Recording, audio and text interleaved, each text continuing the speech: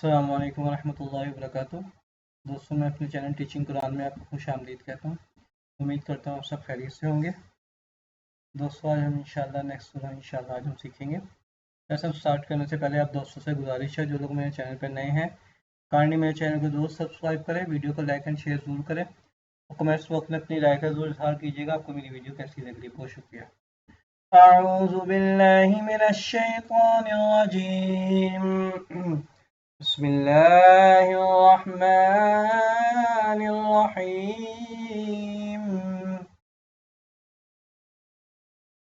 क़ुल अऊज़ु बिरब्बिल फ़लक़।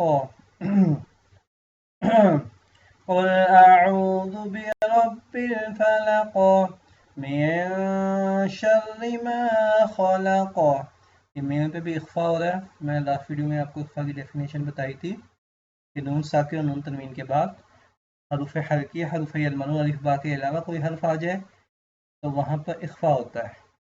अब यहाँ पे शीन है, ना हरूफ हल्की है, ना हरूफ यलमनून है, ना अलिफ है, ना बा है, तो यहाँ पे हम इख्फा करेंगे।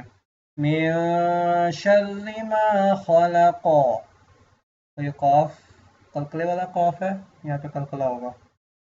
मिन शर्रि मा खलक़ व मिन शर्रि गासिक़िन इज़ा वक़ब व मिन शर्रि नफ़्फ़ाथाति फ़िल उक़द व मिन शर्रि हासिदिन इज़ा हसद।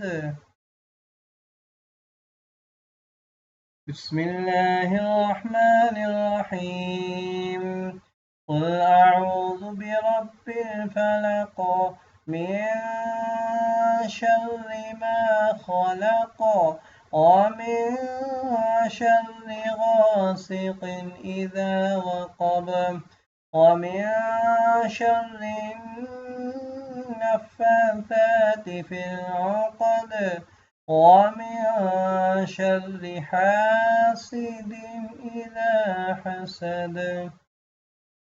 ओके दोस्तों, मिलते हैं इंशाल्लाह नेक्स्ट वीडियो में। अस्सलाम वालेकुम रहमतुल्लाहि व बरकातुहू।